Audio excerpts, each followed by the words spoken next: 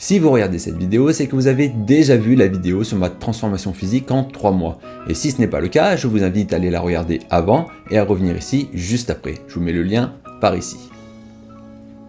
Donc si vous êtes ici, c'est que vous êtes curieux et que vous avez envie de savoir quelles ont été mes erreurs qui ont ralenti ou qui ralentissent encore ma progression.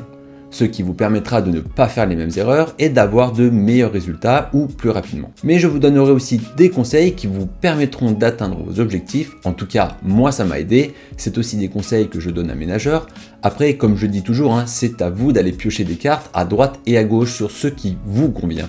Il y a des choses qui marchent pour moi mais qui ne marchent pas forcément pour les autres. Et à l'inverse, vous allez peut-être trouver des conseils ailleurs qui vont fonctionner pour vous mais pas pour moi. En tout cas, je vous donne les miens, après vous en faites ce que vous voulez. Concernant mes erreurs, j'ai noté 3 choses que je dois améliorer. La première, c'est l'échauffement, et ça, bien que je sois coach et que je connaisse parfaitement l'importance de l'échauffement. Premièrement, éviter les blessures, surtout en soulevant des charges lourdes à froid.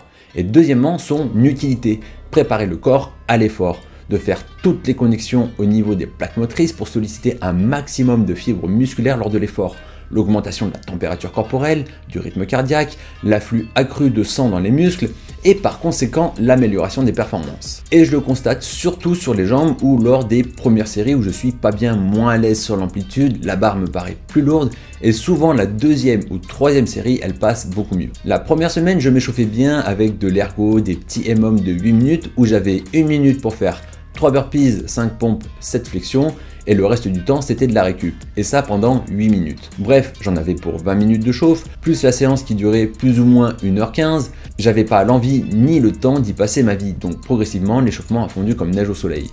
Juste sur les jambes, j'essaye de m'échauffer un minimum, mais c'est clairement pas assez. Pour les bras, je m'inquiète un petit peu moins, juste les épaules, il faut que je fasse attention. Donc ne faites pas comme moi, faites un échauffement et aujourd'hui je vais essayer de prendre le temps d'en faire un, ne serait-ce que pour être plus performant dès le début.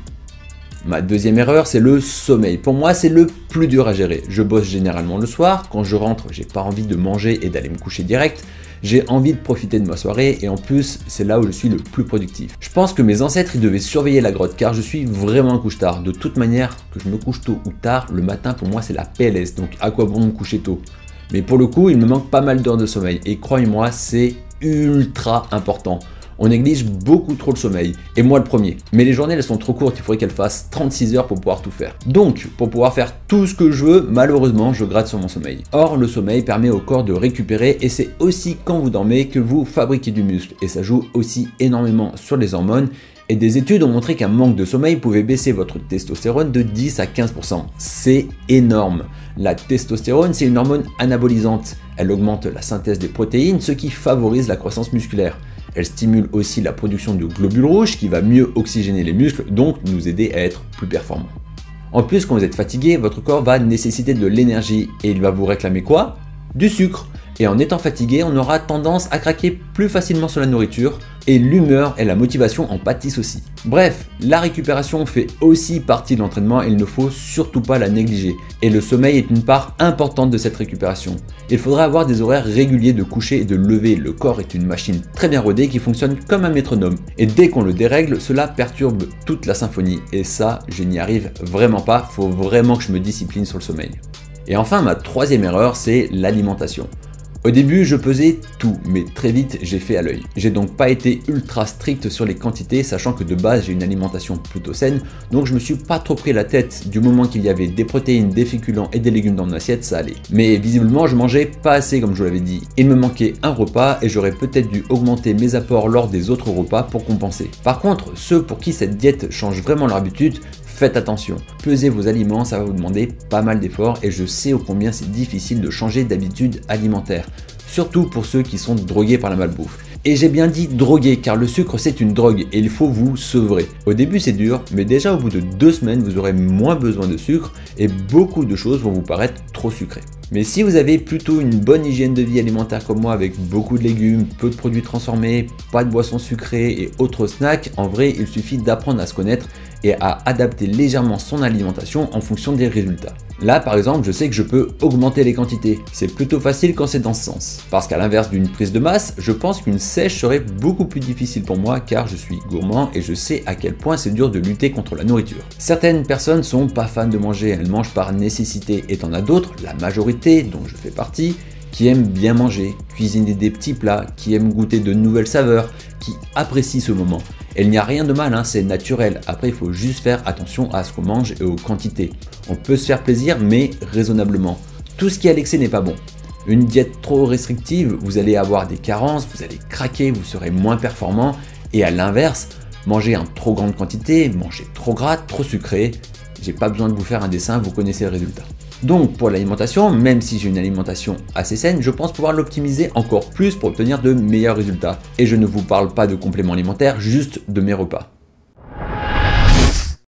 Maintenant, je vais vous donner quelques conseils qui pourraient vraiment changer la donne pour atteindre vos objectifs ou si vous n'obtenez pas de résultats malgré tous vos efforts. Tout d'abord, la base, c'est d'avoir un objectif. Des fois, on est motivé un jour, puis après, plus rien. Combien de gens prennent des bonnes résolutions, s'inscrivent dans un club de sport, y vont quelques temps et après plus rien? Eh bien, dans la grande majorité des cas, ces adhérents fantômes ont disparu car ils n'avaient pas d'objectif concret.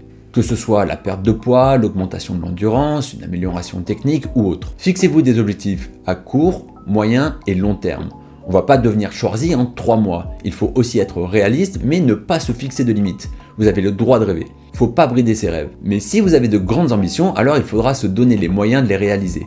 C'est bien beau de vouloir être champion olympique, mais si vous vous entraînez que 2 fois par semaine, ça ne sera pas possible. Pour vous aider, vous pouvez mettre une photo de votre objectif sur votre frigo ou en fond d'écran. Par exemple, j'ai mis cette photo de Thibaut InShape complètement difforme en fond d'écran sur mon smartphone pour me rappeler de ne jamais rater un leg day car j'ai vraiment pas envie de ressembler à ça. Le deuxième conseil que je peux vous donner, c'est d'avoir une programmation. Aller à la salle ou faire du sport comme ça, c'est très bien mieux que de ne rien faire. Mais si vous voulez progresser, il vous faudra structurer vos séances, sinon vous allez perdre un temps fou et même ne pas progresser. Et là, 2 options. Soit vous prenez le temps de vous former un minimum en achetant des bouquins ou en regardant du contenu sur internet, soit vous faites appel à un professionnel, que ce soit directement dans une structure, en cours particulier ou même sur internet. Attention à ne pas prendre n'importe quoi non plus. Choisissez minutieusement un programme, une structure ou quelqu'un que vous appréciez, avec qui vous avez un bon feeling et qui a fait ses preuves. Un professionnel saura vous orienter plus rapidement et efficacement par rapport à vos objectifs. Ah, j'en ai marre d'entraîner des cons, sans déconner, je te jure. Et toi, qu'est-ce que tu branles, toi 3,24, tu vas aux Jeux Olympiques, tu fais quoi? Tu vas conduire le car là-bas? On voit aucun sportif de haut niveau s'entraîner tout seul. Le rôle de l'entraîneur est primordial. Il va déjà vous faire une programmation adaptée à vos besoins en fonction de votre niveau et il saura vous motiver. Et ça, c'est super important. Je vous assure que lorsque l'on est dans le mal, tout seul, on a vite tendance à s'écouter. Alors qu'avec quelqu'un qui nous regarde et qui nous pousse, souvent, on va plus loin que ce que l'on imaginait. Donc, si vous avez un objectif, prenez le temps de faire une programmation, ça sera un gain de temps pour plus tard. Personnellement, je faisais des petites programmations sans vraiment être convaincu. À chaque fois que je faisais des recherches, je changeais. Ah, mais lui, il fait comme ça, lui, il a dit ça. Et il n'y avait pas de cohérence entre mes séances et de suivi. Je ne pouvais pas savoir si ça fonctionnait car je ne laissais pas le temps au programme de faire ses preuves. Et pourtant, je suis coach, mais en tant qu'athlète, j'ai besoin que quelqu'un me dise quoi faire et me mette des coups de pied au cul. Et là, le fait d'avoir un programme qui ne vienne pas de moi, je me pose pas de questions. Je fais confiance et j'applique tout simplement ce que l'on me demande de faire. Et on verra si ça marche à la fin. Et c'est pour ça qu'il faut bien choisir votre coach ou votre programme car vous devez avoir confiance en lui. Et concernant la programmation, j'ajouterai qu'il faut garder le même ordre lors de vos séances. Si vous appliquez une surcharge progressive pour une prise de masse, pour avoir le même niveau de fatigue avant chaque exercice pour que ce soit vraiment comparable d'une semaine à l'autre. Si lors de la première semaine, vous avez commencé par le développé couché avec une certaine charge, faudra pas vous étonner la semaine suivante de mettre moins lourd si vous terminez votre séance par le développé couché. C'est normal. Si la première semaine, vous commencez votre développé couché frais comme un gardon et la semaine suivante, vous vous détruisez les bras et les pecs avant de faire votre développé couché, c'est pas comparable. Là, c'est un conseil, je vous assure que c'est game changer si vous ne le faisiez pas avant. Notez vos séances. Ça paraît bête et pour certains, ça va rentrer dans une oreille et ressortir par l'autre.